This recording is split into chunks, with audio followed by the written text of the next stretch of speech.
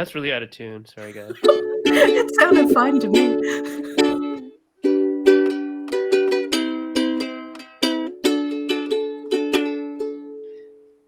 Out of tune. Maple Maple syrup. syrup. Hey, Hey, everybody. Awesome. welcome back. Yeah, it is the Maple Syrup Show, and this is the first show of 2024. Kat and I decided to take a much-needed break over the holidays, and I think we're better for it. Kat, are you better for it? I mean, partly I had the COVID, so I didn't get to choose. Yeah, But you would have yes, been here anyway. I'm considerably less COVID now, which is my favorite. In fact, I'm at 0% COVID, as I understand it. So I think that's a wonderful place to be. I don't think yeah, anybody should be at any percent COVID at any time in their lives. To be no, honest, I mean, like, no, I'm really. 100% in favor of that. Well, everybody, we have Jim with us today. Jim, welcome. Hello, thank you. How are you? I'm doing great. How are you guys doing? Good. And are you 100% COVID free? I am, thankfully. I avoided it at all costs over the holidays. It was a busy holidays with lots and lots of parties and people, so I was kind of dodging bullets here and there, but luckily we came out, everyone's safe, so we're good. I was lucky to receive mine just in time for the holidays. So yeah, we actually just had our delayed Christmas Day today. So well, there you go. Just the rest of the unwrapping of presents. George still made us a turkey on the day and stuff. But yeah, so that was fun. That's good. So I mean, like, it's not the end of the world. It's just like 2 weeks late, or more than 2 weeks late. It's almost like a month. A month late. Okay, so maybe it is the end of the world. I don't know. No, it was fine. It was nice. We got to unwrap. So we do a little thing. I'm just going to tell you about it. As part of sort of a gratitude project for ourselves, because I'm compulsive about buying new board games when they come out. I have to have it. And then I forget about it. Like that, yeah. Yeah. And so we've started this little tradition last year because we had so many boxes that were still in shrink. We just wrapped the whole lot, because it's pretty lonely being here. Like, all of our families are somewhere else, and there was just nothing under the tree, and it looked a bit sort of, and then we had our entire collection basically under the tree. This year we just wrapped the ones that we got this year, that we were sure were ones that were probably from this year. So we just unwrapped those instead. So it wasn't quite as like OTT. But it was neat to rediscover them and be like, oh, this is a hot game now. I didn't know that when I backed it on Kickstarter. So yeah, that's been my day. It's been fun. That's really cool. Yeah. And you just got back from swimming with the kids. Yes, at the pool, where I was saying I love the waiting room because of the humidity. I'm a big humidity person. I'm actually, my favorite environment is a humid environment. So when I get to go and sit, yeah. Where do you live? In Quebec, Canada. So that's not very humid. No, not at all. Well, I mean, it is, if you consider that snow is a form of humidity. Isn't it drier when there's snow? Cold. Oh, I don't know. This is a science conversation. I don't know. I don't know. I am not a meteorologist. Tell us in the comments if you know. Yeah. There are no comments. Where are you all? Is everyone here? Where are you? I don't know. I see people watching, but I don't see their comments yet. So we'll see. If you are watching right now, please do let us know that you're there. Chat in the comments. We'll say hello. It's lovely. Hi, George. And there's George. That's Hi, good. George. Good news. And if you can, it's a new year. If you want to tell us your New Year's resolution, what is going to happen in 2024 for you? What are you looking forward to, especially related to maybe game design? That'd be super cool. We would love to hear from you. Sean Richardson, Amy is here. Lovely, lovely, lovely to see you all. So a lot of the West Coasters. There you go. Yeah. So I'm actually gonna look up this thing. It does snow. Oh yeah. What's the humidity for snow? Humidity. Is snow drier or well? While you're doing that, Jim, tell us your origin story. What got you into board game design, the board game industry? Like, how did we, first get a Jim in this environment? Yeah, how did it get its fingers around me? Yeah, so I think for me it was like, long story short, I always grew up with games, playing games and whatnot. And then as I got older into like sort of my teenage years, there was occasional game nights and stuff like that. And we had a lot of fun with that. But then as everyone kind of went to college and university, it got harder. but I was always still much involved with games. I was an entrepreneur. I had my own indoor paintball field in Toronto. So I was constantly That's like, cool. yeah. So I was constantly running games and doing game related type stuff, inventing new games for kids and parties. Um, and then, yeah, when I moved to Montreal for a marketing job, I was missing that sort of that game thing. So it just wasn't in my life anymore. So that's when I discovered I was, I guess, doing video games as sort of like, because I didn't have the group or the people to do board gaming. And I'm a big fan of the XCOM games. So when I had XCOM and then I saw that there was an XCOM board game, and then I was like, but I don't have any friends here yet. I don't know anybody. I'm not going to play this. And then I saw it plays solo. And I was like, well, what is this? Solo board games? What is this? What So is that? Yes. yeah, so I ended up picking it up and I had rekindled this passion in me for board gaming. And ever since that game, I've just been picking up everything I can, especially if it plays single player, and just playing solo games. And that's sort of like how the board game bite hit me. And Mm. then since getting back into it and being like, oh my God, I have all these games now. Is there groups? Like, what can I do? And then, and Non-solo or yeah, solo like together? how do I find groups? So I found some amazing groups in Montreal here, and yeah, just started playing as much as I could whenever I could. And I'm still very much a solo board gamer. I love it. I love that experience, but very much also enjoy gaming with friends and the groups that we have. Very cool. We So have oh yes, hi Roberto. yeah. Yeah, Um, Roberto. I was going to ask you something actually in terms of solo board games. So for me, the whole principle of board games initially for most of my life is that we're doing that as a group. This is Yeah. something I do with the family. This is something I do with friends. This is something I do to kill time. It's this is a drinking game, whatever. But solo, any of those things.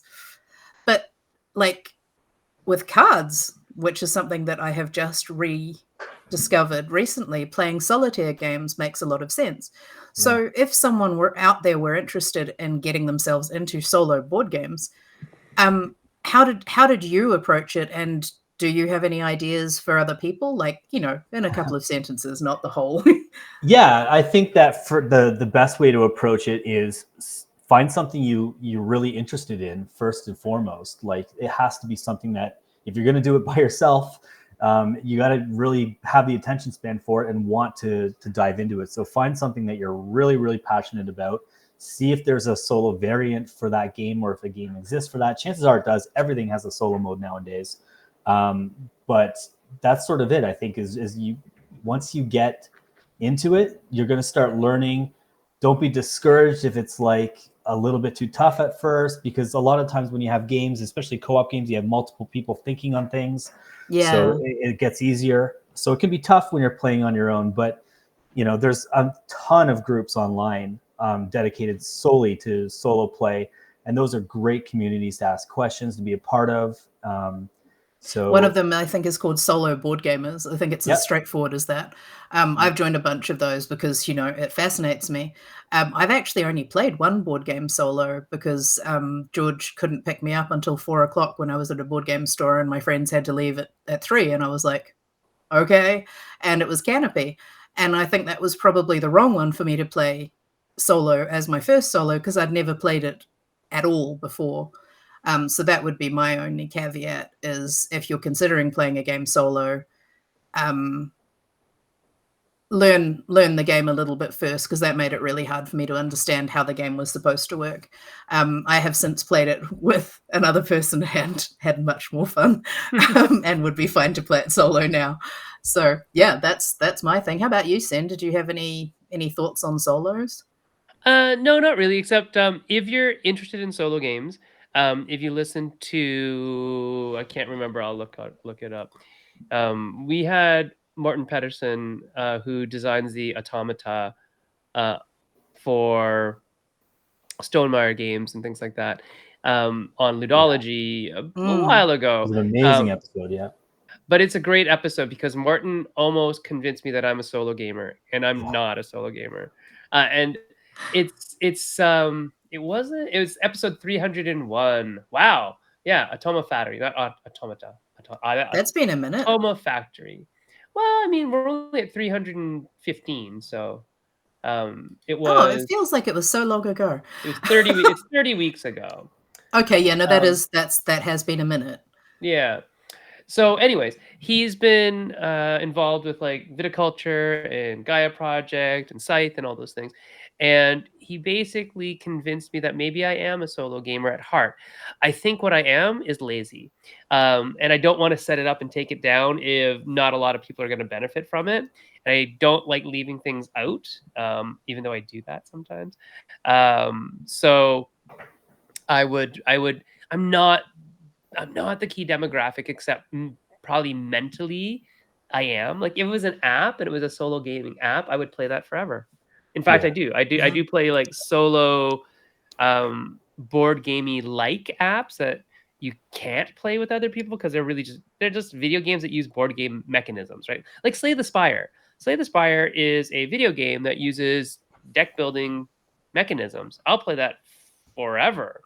And so, yeah, I am a solo gamer in a lot of ways, but I am also lazy in that I don't want to take it out of the package and leave it on my That's why I table. do puzzles on my phone because we have cats. Right? I think too. So the reason that I gravitated so quickly towards solo gaming was at first I had a lot of sort of social anxiety about Sure. going and joining a big group and being a part of, this big event where there's lots of people and they're all playing games and I'm just new there. And for me also there was a language barrier at the time. Mhm. I didn't know Of French course. and it was predominantly a French-speaking province here, so it was tough and it was a lot of anxiety kind of. So I think playing solo, getting into it, and then slowly kind of getting into the groups Mhm. really helped me, like, just open up my horizons in terms of what can be done with Cool. board games.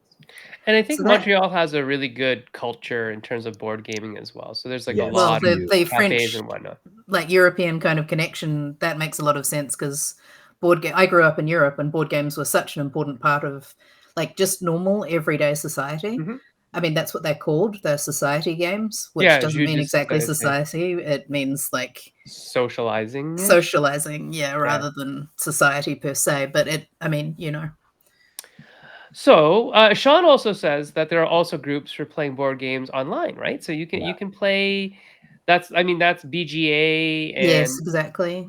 even on Tabletop Simulator and other games, other systems like that, you There can are a get bunch. a lot of Yeah. virtual desktop, tabletop type things where you can play games and get your fix that way. So yeah, I think there's a lot of ways to do it. Oh, and by the way, yes, it actually is drier in winter because the cold weather makes snow. Now there has to be enough humidity in the air for the snow to actually form, but once it forms, then it's dry. So that's how it works. Yes. Okay. I listened in science class. But it's teachers. super cold, and cold is not fun. Yeah, I love cold, except for the cold Really? that. Oh yeah, Really? another tangent. We just had a massive power cut last weekend, like 20 plus hours, Yeah. and it no, went it's brutal. overnight, Yeah. and it was below zero. And I know Canadians, that's not that bad for you guys, but we're not used to it, and we don't have houses built for it. So if Yeah, there's no furnace going, we are going to die. we were at minus 17 yesterday, and that's So not that's Celsius, right? yeah, and that's not a lot Yeah. for me. Like I'm from up north where it's like minus 40, and that's still like I'll still go outside and ski in the minus 40.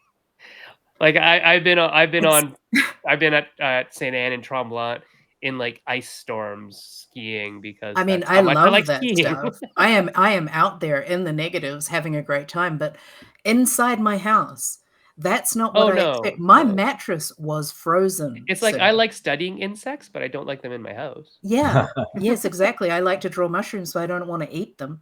Anyway, Oh, but yes. interesting. Yeah, Okay. but my mattress was frozen. Oh. Frozen. Oh. Oh, that's Anyway. yeah. Sean is saying like the dry snow here in Utah makes absolutely amazing soup and Powder cook. best. Yeah. Yes. yeah. Oh, I just That's made brilliant. I mean best. We don't use that symbol anymore, except for in when we're meaning something different. Negative Okay. 18 centigrade. Goodness me. Where are you, Roberto? I lose track. You're in Canada somewhere, I think. Yeah. He's around the corner from Jim, I think. Yeah, we're neighbors. We're in the same Nice. board game groups. Yeah. Oh, okay, cool. Anyway, Yeah. let's talk about board games, Yeah, actually. let's talk about the topic we're here to actually bring Jim on, which is about passion projects. So Jim wrote this long that was a book. I thought it was I literally thought like, are you like planning on writing like a memoir about yourself? Well, it Because is there's kind of the beginning of that, kind of. okay, yeah, yeah, So yeah. yeah, It feels what I like was it. showing you guys was sort of like, yeah, this is where we're going. But yeah, it's part of a greater thing. Yeah. And so Jim came to us after we were talking about, who should we have on? And Jim said, I'd like to come on. And we said, okay. And he wanted to talk about, I'm talking about him like he's not here, Cat. He wanted to talk about, Yeah, shh, Jim. We're talking about you, not to you right now.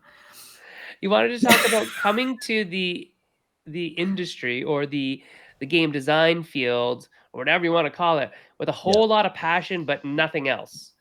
And a lot of people do that because they have an idea, right? They have an idea that I can make a game.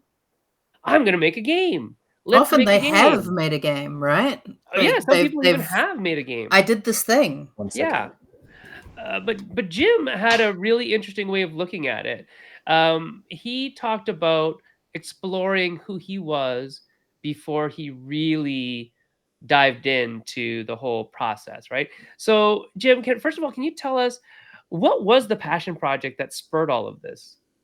Yeah. So I think to begin with, I was playing more board games in my life, and I was constantly, I guess, playing some types of games and certain games, and I was just always, I think, like a lot of people, looking at it and being like, I wonder if you kind of did this, or this would be a lot more interesting if this happened, or this sort of that happened. If maybe this game operated like this, it'd be a little bit more interesting. And I think it's this initial spark came from just kind of going, well, you know what? Like, why don't I do this? Why don't I set out on that path like everyone else? I'm like, hey, I'm gonna make a game. Like if if I'm seeing all these things, then I don't know anything about board games at all. But I think I can do. I think I'd like to try. Hmm. And that's sort of how it sparked. I'd love to hear from you guys too, and find out sort of how that initial very first spark from you happened. But that I was don't it for remember me. the first time I made a game. No. I'm the eldest. It was often my job to sort of distract the younger ones. I would use bits of other games. I would draw things or write things up. My dad did really cool birthday parties for us where that we had like a whole lot of tasks to complete and challenges and things like that. My uncle, my great uncle, used to make crosswords and things, and so we would send each other crosswords. I tried to make crosswords too from when I was little and things like that. So it's been my whole life has been about creating games and puzzles and entertainment and things. So I don't actually remember, which is quite cool. Yeah. Yeah, How I about you, think Sam? for me, I mean, I've been making games forever now, and uh, sorry, I can't see you because something's in front of the window. What I do remember though, is making any school project into a game. Everything was a game. I'd make a game when it was like, hey, you're gonna study ant colonies. Oh, that's a game. You're studying gravity. That's a game. So everything was a game. Whenever I had like a science fair project or something like that to do. But I do remember teaching my friends how to play Dungeons and Dragons using Lego. And I made basically like a stripped down version of Dungeons and Dragons, with only D6s because I didn't have a polyhedral set myself. I used other people's dice for that because I was a 6-year-old kid playing with adults when I learned how to play Dungeons and Dragons in the 70s. And Wow, so I that's a wanted while ago. yeah, it was. Yeah. I wanted all my friends my own age to play, but they were, like, not really good at imagination stuff yet. Um, and so we made it out of Lego. We made little minifigures, and they had weapons, and we made those weapons out of Lego, and I built a giant dragon, and there was, like, really kind of simplified rules of movement. Like you could move a number of studs across this big floor, and I made the walls and all that kind of stuff. So it was great. It was really fun for being that That's age. super cool. But yeah, I think a lot of people have that kind of story who were game designers. Like they just Yeah. started tinkering with the idea of making a game, and then at some point, it becomes this real passion to see that be something real. Yeah. Mm. Yeah. Like an adult project that you make.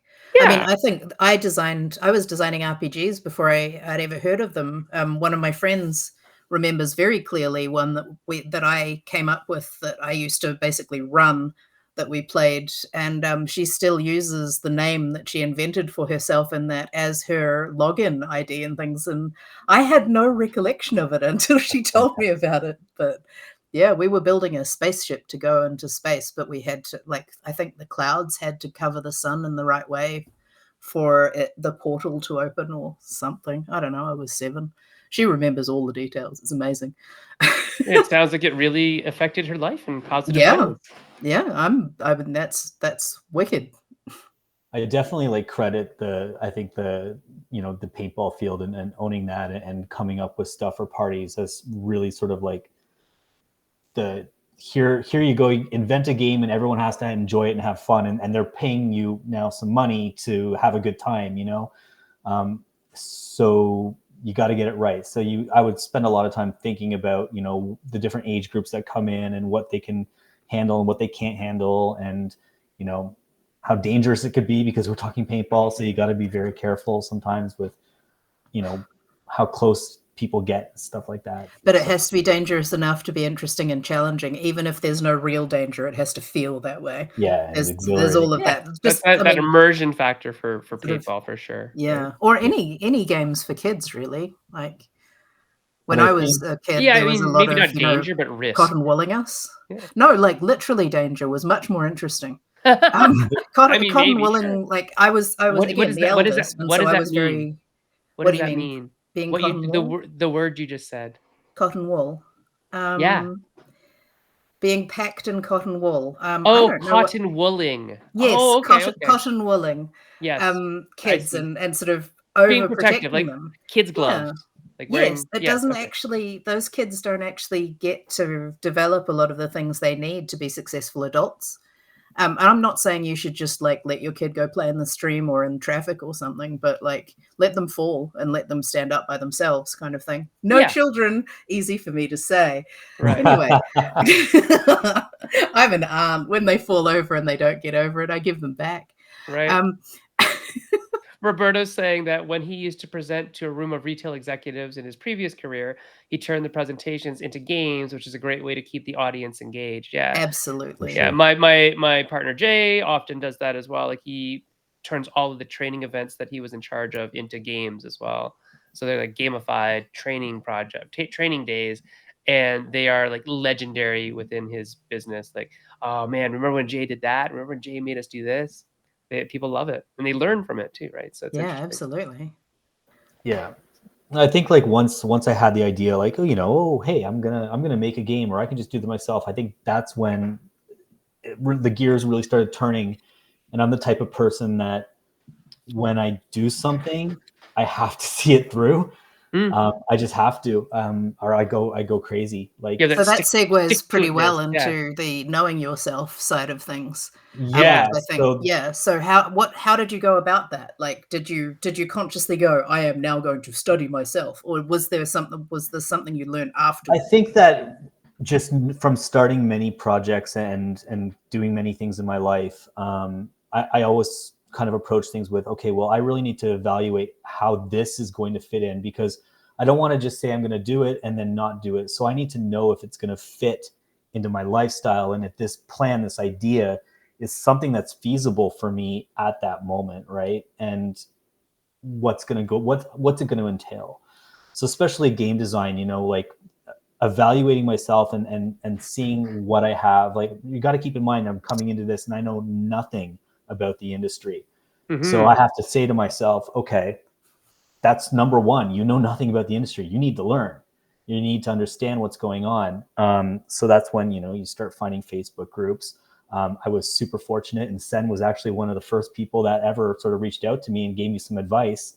And that was, Same. start searching and start understanding everybody and who's who in the industry. So I did that, and I started reading material and going on Facebook groups and just getting an idea of what it's going to take to develop and publish a game. You know, at that time, I wasn't even sure if I was going to self-publish or if I was going to take it to a publisher. I just knew that I wanted to create this game, and I knew that I had some clear sort of barriers that were in place that I needed to find ways to overcome. So that came in, those barriers were identified when I started evaluating myself and evaluating like, how much can I put into this? So it can. Are you thinking like how much time you've got, or what your personal 100%. capacity for things is, or like, am I actually capable of XYZ? Yeah. Does my brain work this way? Am I emotionally able to do this right now? Do I have too much of an other life load? Like, is it those sorts of things, or is it 100%, like exactly that. which areas? If you were going to say give people a list of 3 major things that they should try and find out about themselves or understand about themselves, what do you think those 3 things might be? Yeah, I think that the 3 things, definitely you're going to have to look at your finances. You're going to have to say to yourself, am I financially equipped to, you know, if I'm going to self-publish, can I do this with what's available with my income? How much is it going to take? So you have to look at that, and you have to understand like very much like how much you can actually put into this. And then that's sort of your budget. So that's one very important thing. You have to look at your situation, I guess, if you have a family or don't have a family, but what's going on in your life personally, like that. Like the time when I first started this project, I had 2 little boys that are now grown up, but they were just a fresh new family. So I clearly said to myself, this project was not going to impact my time with my kids and my wife. So, you know, that's making it so that weekends when, you know, a lot of times that you'd want to just sit down and jam out a design or do something, it's like, no, this is time for my kids. And I always said to myself that family and work were going to come first. And I think that's why it took 5 years to develop the game, but that was always going to be okay with me, because I knew that in my evaluation, it wasn't about, oh, I need to get this done in a year, or I need to get this done in 2 years. I have the time. This is something that I'm doing because it's a passion project. So you've mentioned your first thing was understand your financial situation. Your second one was basically understand your situation in relation to other people and then and why like you're your other doing it. commitments and environment and things. What do you think the third one might be? Yeah, I think the third one's definitely why are you doing this? Why Right. is it, what is it that you want to accomplish with this? So I told myself, for me, it was about releasing a game, kind of almost a business thing. I wanted to see what it was going to take to ship a project internationally. So that was one of my learning objectives, was to really kind of understand international logistics. So that was kind of fun. And also this kind of really super personal, but I wanted to leave my kids with an idea that, like, if you push hard and you follow your dreams, you're going to make something happen.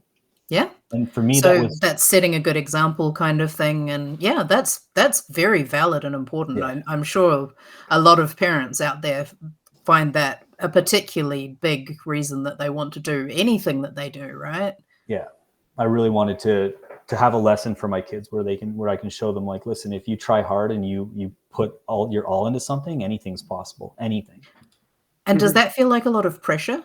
Yeah. Like, are you When I say it because back right now, yeah, but when yeah, you, because I was thinking like for a lot of designers, it's very common to think that your first game that you actually design is the game you have to stick with and you have to push it through and you must publish that one. And if you don't, you're an abject failure. But yeah, realistically, for most game designers out there, your first few games are gonna suck. yeah, And that's how you learn from them. And sometimes some of them might actually be good enough to come back to and keep working on, but like, you know, you don't actually know who you are as a designer or how you work. And yeah, that's the thing that I learned about myself that I found really interesting is what actually do I do and how do I design and who am I as a designer? Um, so like I understand where you're coming from and wanting to leave something for your kids and sort of for posterity. But do you feel that it's too much pressure to put that on yourself about this one project, or are you using that all as part of the same I experimental project? I don't think that I was necessarily in my situation saying, "Hey, this is the project that if this one doesn't go, then I'm letting myself down and I'm letting that down." Cool. I was more or less saying like, I know I can do this, whether it's this game that I'm developing now or it evolves and changes. That's in the future. If however the development happens, if it turns out that this isn't something that's even going to work, then we scrap it and we try something again and we just keep going because we want to at the end get to that goal of showing them that it is possible. So I wasn't so fixed on saying that it had to be this game. Right. Luckily for me, it turned out to be that first game. But again, it's because of many, many, many iterations with many people involved over 5 years of development. So, yeah. And in a way, those limitations of time and capacity and so forth, Big time. They kind of force you to work on something slowly enough that you can develop it into something successful. Yeah. Which isn't always the best way. Like, it doesn't suit everyone. That certainly wouldn't work for me to work on only one project for that long.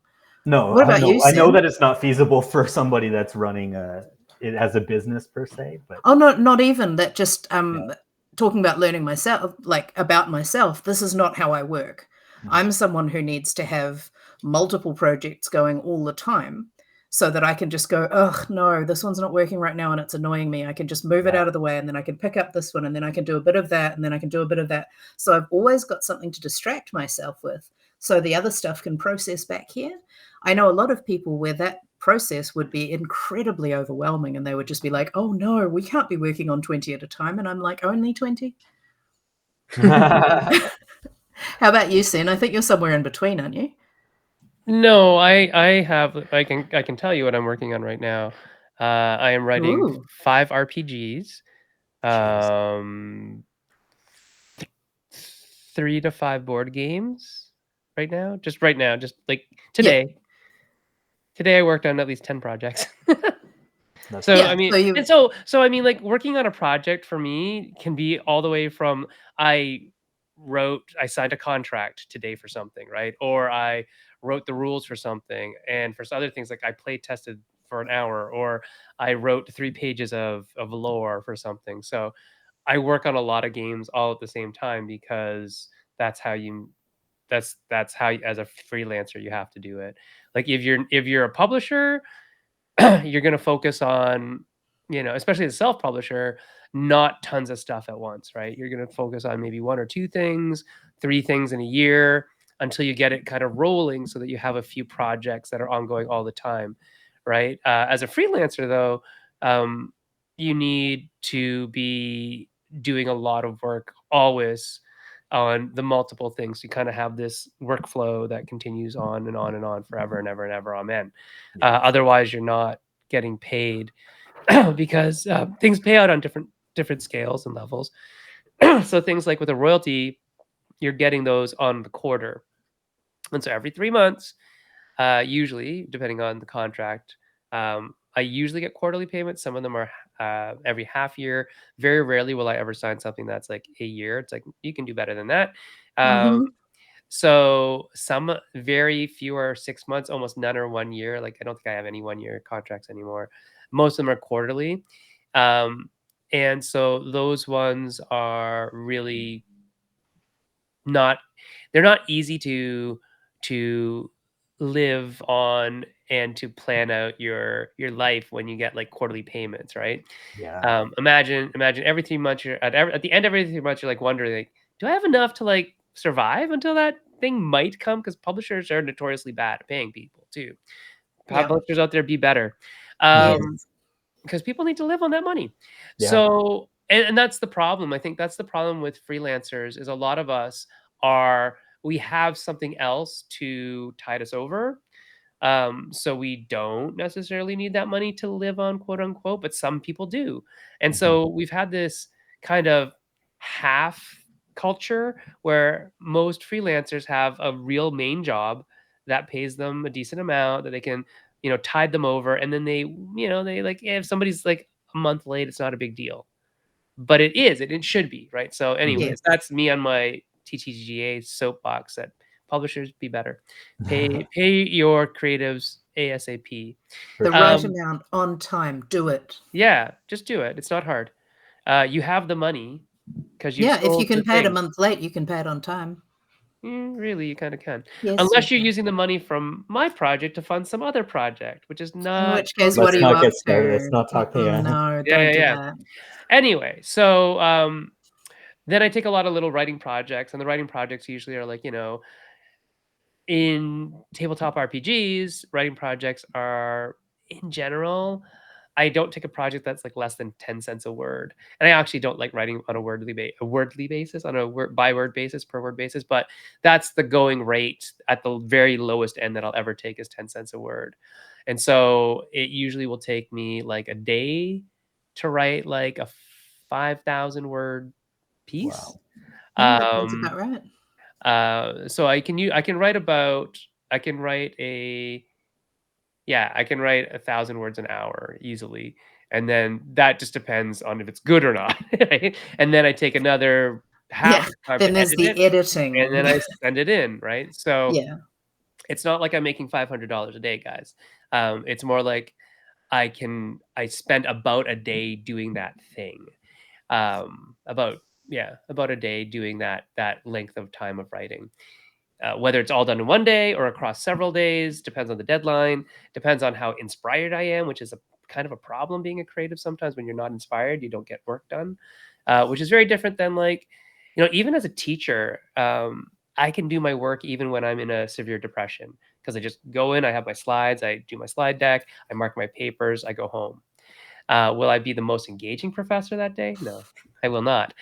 But I can't do creative work when when I'm depressed. So that was last year. The end of last year was like almost no output creatively because I was really not in a good state.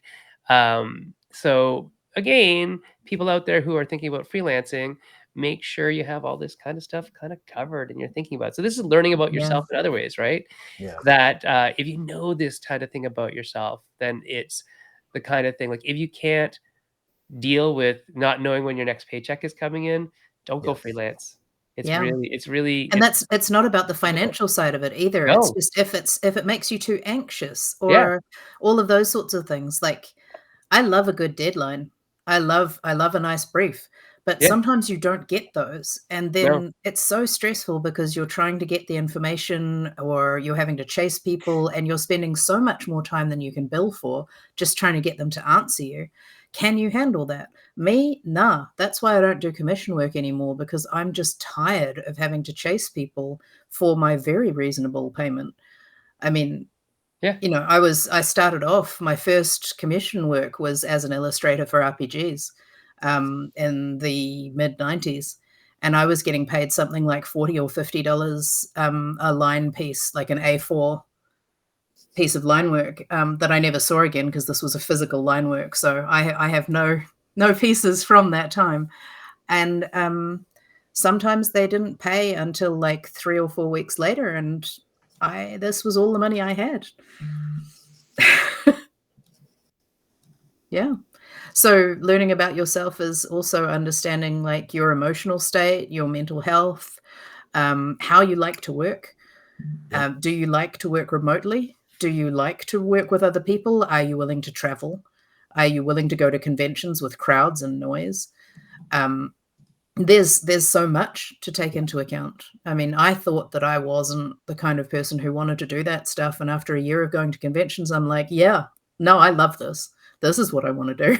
So, yeah, learn things about Mm. you, and that ties into learning about the industry and learning about board game design and all of those sorts of things, but I think you need to understand how you connect to it Yeah. and like, how you fit in and where you go, and that won't be something you find out straight away, but it's just like finding a new group of people to play games with, right? You'll try with one and you'll be like, "Eh, all they really wanna play is Gloomhaven, and I'm not available each week," or all they wanna play is Hearts, and I would love to play a different card game, or whatever, so Yeah. I think also part of the learning is acknowledging your skills, sort of, and what you are going to bring what you can and cannot do. You need to know what you can and cannot do. Mm-hmm. Very much so. You need to be very clear on what you're able to do and not able to do when you're And gonna. what you're willing to learn Yes, Mm-hmm. as exactly. well. What was the Because, most? Oh, sorry. Go. oh, I was going to say, because like a lot of us can choose to learn things, but say, like, I can learn graphic design, but it's not where my skill set lives. So if I could pay someone who is skilled at this to do it, instead of it taking me 2 weeks, it could take them 2 hours, and that's money. Mm-hmm. Yeah. So, Jim, what is the most surprising thing that you think you learned about yourself in this process of exploring whether or not you're ready to take the leap into design and publishing? Yeah, that's a really good question. The most surprising thing, I, I want to say it's how I've learned. I learned to trust a lot more other people and listen a lot more. I think that was sort of one of my biggest things that came out of this, because I was going into this and I knew that I didn't know anything, so I was going to have to trust a lot of different people and different things, and I had to be able to filter out sort of the right and the wrong and in all of this stuff, because the world and the internet is filled with lots of people that have ideas and comments and stuff. So which is good, which are bad, And advice. advice, who to listen to, who not to listen to. But I think for me, it was really down to like trusting in people, knowing the level that I was at. I knew that going into this, I wasn't going to be able to have board game shots, shoot my photos for my game right away. It just was not in the cards for this one. But there's probably somebody else who is new to the scene that wants an opportunity that I can engage with, and then I will be able to contract or something like that. So, and then I would have to trust in these people to to do the stuff that I need to get done. So I think trust is sort of one of the big things that came out. And it's an Not only important trusting thing, in people, but delegation. trusting in myself too. Like that I know what I'm doing and that we can do this. Yeah, not imposter syndrome. None of that. Um, yes, I was thinking from the trust perspective as well, like trusting what's coming in, but also trusting to pass your information out. Because one of the big things new designers struggle with is letting anyone else see what they're working on. And Yeah, until yeah. you do that, it's not going to get better. You Put think it it's all out there, perfect and everybody. it's Just not. put it out there. Yeah, just get out there, Put it out there. learn from people saying this doesn't work for me, and accept that it doesn't work for them, and then decide whether they are the people that you need to make it work for, and all those Yeah. sorts of things. There's so much That's there's so definitely where much trust. the start learning came into play. Is like, okay, now I'm here, so let's start learning about all this stuff. Who's who in the industry? That's sort of the first thing I went to, based off of Sen's recommendation, and just started listening and learning and looking at all the groups and finding out who's who, and seeing what they're doing and watching their channels and listening to like Udology and all of those great podcasts and the Maple Syrup Show, and just absorbing it, absorbing. Yeah. That was the first, and that was a long process, but it had to be done. You have, before going out there and just jumping in forums and being like, I'm doing a game and this is the best game, blah blah blah. It's like, no, I'm just gonna sit back, listen, absorb, take in everything, make notes, and compile all that together Mhm. and go from there. Yeah, and I mean, I'll say that there are many ways to deal with this issue of lack of skill. Some people are going to do exactly what Jim did, which is sit and listen. Some people are going to jump in because maybe they're a little more uh, okay with risk and okay with failing fast and building on that. And then some people just aren't. They want to have their skill set in place before they commit to something. And then some people are in the middle or on the other side of those things. So it Yeah. all depends on your personality, which again is learning about yourself, I think. So, Jim, what did you learn about game design and how did you do it other than just the podcast and things like that? Did you play a lot of games? Did you Yeah. help other people play test stuff? What did you do? Yeah, definitely. So playing games was sort of the first thing that that came on. It was like, okay, I'm going to start learning. I need to start playing more types of games. I can't just be playing XCOM solo and expect to go somewhere, although it's an amazing game. I'm going to have to play more games. So that was really the first thing, was just experience games, I board mean, if you games. have to have fun playing game, I guess you got to do it, Jim. I did. I took one for the team. Games aren't about fun. I Honestly. learned about mechanics. I learned about the different types of games that are available. Like, you know, I learned that I was gravitating towards worker placement games as a mechanism that I loved. You know, that's just something that I learned by playing lots of games. And I learned that, you know, I enjoy co-op games, but I don't enjoy co-op games where there's just sort of one solution on the board. And, you know, there's always that sort of alpha player being like, you have to do this your turn. If you don't do this, then we're all going to die. It's like, okay, I get that, but I kind of wanted to try doing this, you know? So I learned that very quickly. You know, I like co-op games, but I like co-op games with, you know, multiple paths to victory and stuff like that. So that was the first sort of thing about learning about game design. And then I started learning, you know, by listening to the podcast, and all starting learning about the different phases of game design, you know, talking about developing, talking about prototyping, talking about play testing, all that stuff. So just absorbing how that's all done, and then going out and doing it myself with what I had available. One of the first things I did was I was like, okay, there seems to be this whole lexicon of things that people talk about that I don't understand. And I actually went, this gives you an idea of who I actually am. I went to the BGG site and I went through and I worked through every single mechanic that's listed on there, every single mechanism. Yep. And I read every single one, all of them. And then I went and I looked at games under each one, and I actually started working through in order. Now, the second part of this teaching you about what I'm like is then I got completely distracted and did not finish that list. So I worked through the whole list, and then I went back and I started actually trying to play games in order in that list.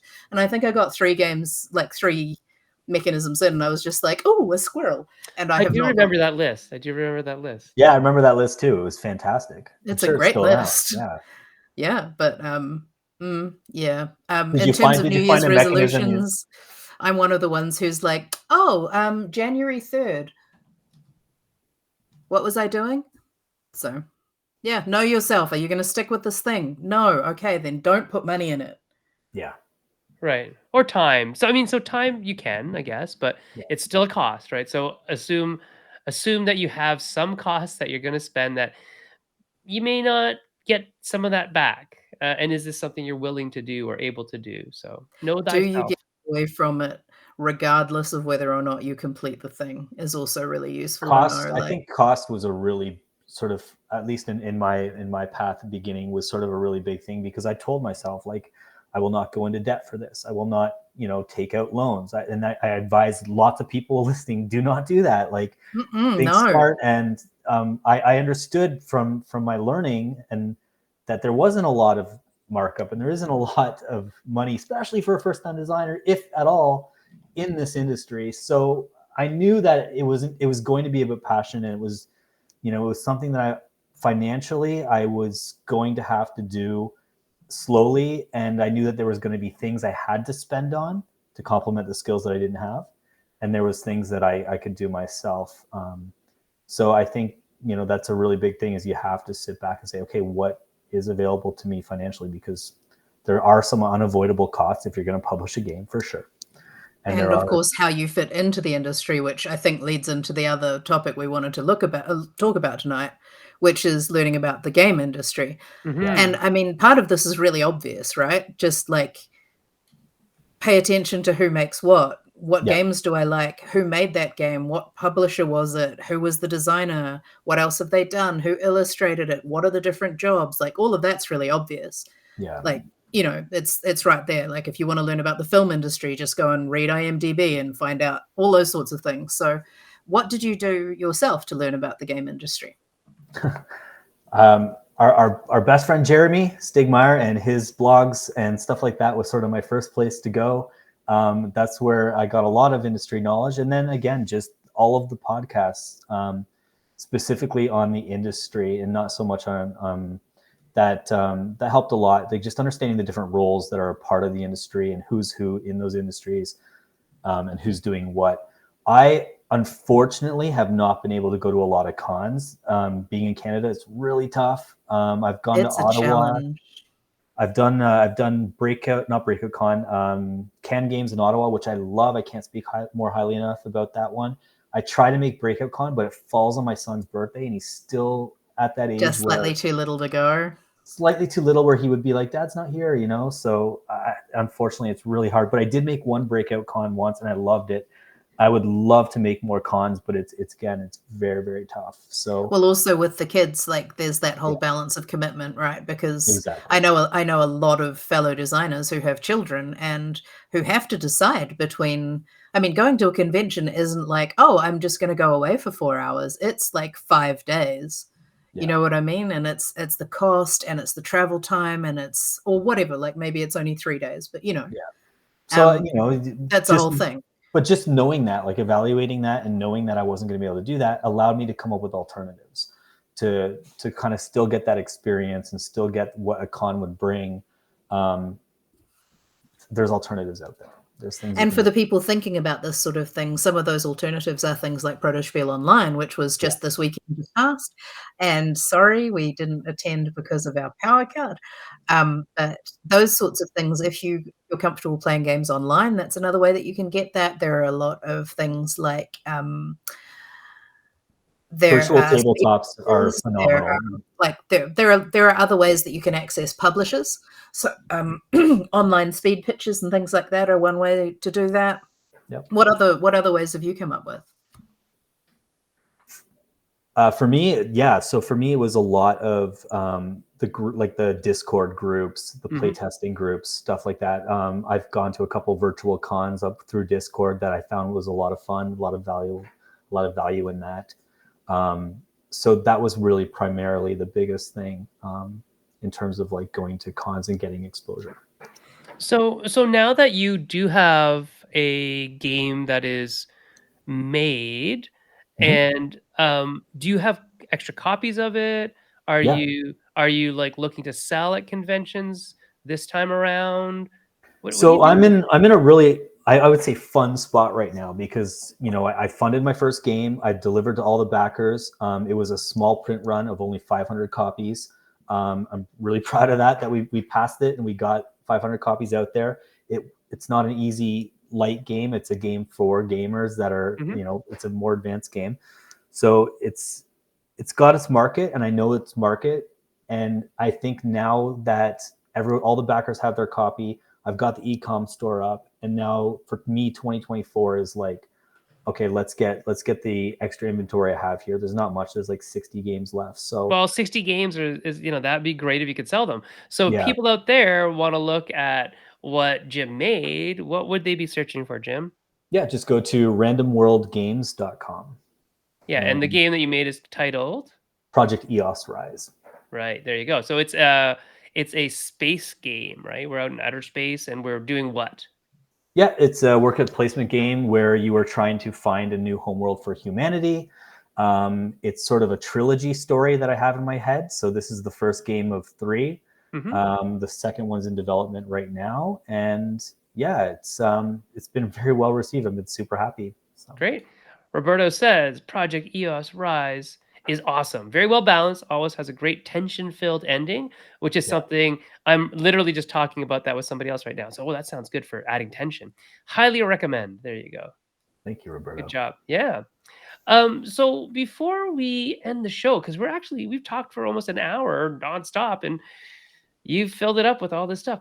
What was the thing that you learned about the industry that you thought was not true? And you're like, "Oh, this is true?" Is there Hmm. anything that you found out about the industry that, you had different perceptions on as maybe a gamer? I kind of felt at the beginning the industry, just because I was looking online, it felt very sort of clicky. You know, You're I not got that wrong. impression, but I know, but I got that impression, and That's I true, though. I don't know. But the thing is, and maybe it's because I'm not going to cons and whatnot so much, but I don't. Everyone's been so open armed, and everyone wants to help, and everyone's been so nice. Like that's something that I think I thought that isn't maybe as predominant as I think it is. So I I think think it's both. yeah, I think Yeah. it's both. So I think especially online, people are very willing to help each other. Like everybody is probably willing to help each other. I think in person it's a little bit different because you gotta have to Uh, vibe with the people to actually spend time with them in person. So there's definitely people who I will. I'm not saying we're a clique, but there's definitely people who I your sleep in the same friends. bed as, right? Like I sleep Yeah. in the same bed as the people who I'm really good friends with, um, because we're sharing the hotel room or something like that. There are people who I will eat meals with, right? There are people who I will game with. There are people who I will, you know, give help to. I'll give help to anybody, but will I eat a meal with everybody? Will I share a room with anybody? No, that's as you get more and more intimate and more into personal time, I guess it does get a little bit more clicky because those are the people who you actually were there to see, right? Yeah. I go to conventions to see the friends that I don't get to see daily. That makes Um, sense. yeah, so I do get it when people say, "Oh, it's a little bit of a cool kids club." But I think I there's mean, lots of little cool kids clubs. There's not just there's one cool kids definitely club. an element of that, but, Yeah. I think my advantage is I'm a Kiwi and I don't care. So I'm just like, "G'day. Hi, can I sit down with you lot?" And they're like, "I guess so." And then that happens. Because Kiwi culture is generally less clicky. But, I've certainly seen, a bunch of people that I've also met at conventions who've just been like, "How did you get to talk to those people?" And I was like, I "I opened just my mouth. I did. said I just hello. went over and I said, 'Hi, I know you from the internet. I'm Cat.'" And they said, "Hi, Cat. Yes, I know you from the internet too. Let's talk." People I think one of the things that I thought was true is that people got paid more initially. I thought They people don't get got paid more. paid more. That's not true. And so I do think that is changing slightly. I love Um, that. and it's so like I said before, 10 cents a word is the lowest I will take. I often get paid more. And that the 10 cents a word, like there are companies that were paying like 3 cents a word. There were companies that were paying 1 cent a word.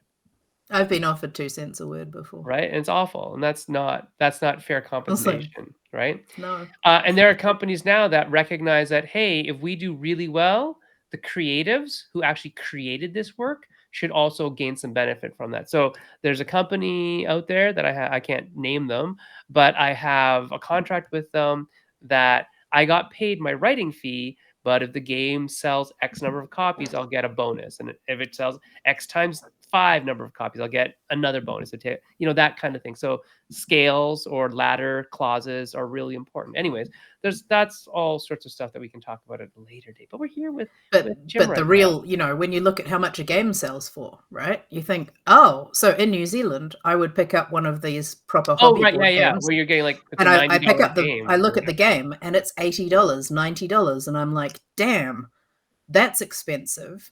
Wow, they must make good money out of this." Yeah. Because I know what retail markups are, and I'm thinking at least some of that must go to the designer. And then I find out that So, from that 80 or 90 New Zealand, they're getting dollar. yeah, yeah, right.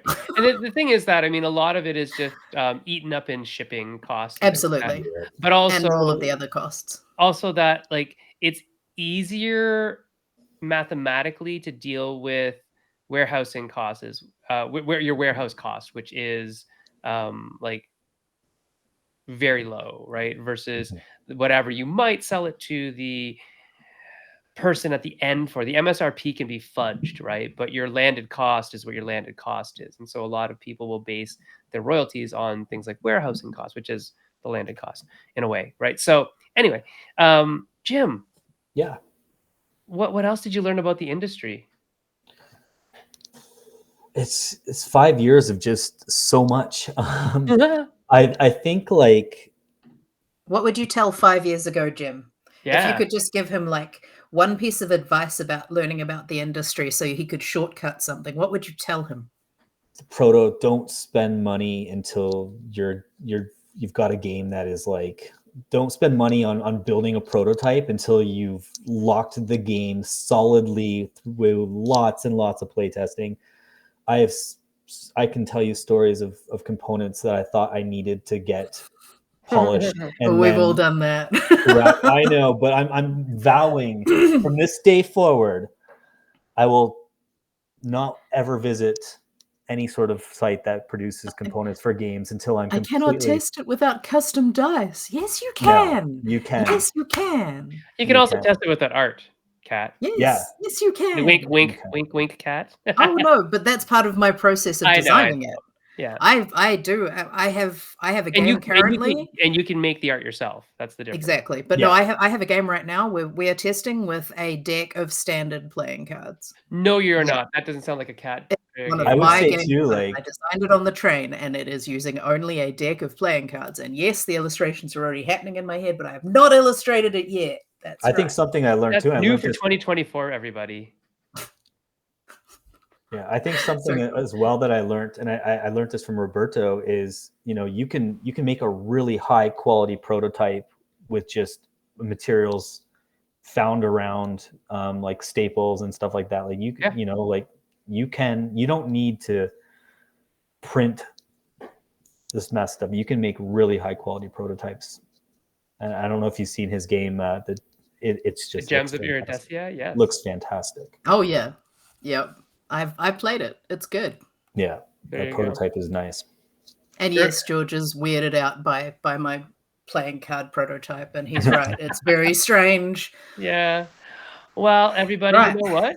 Welcome back Ding. to Meeple Syrup. It is 2024.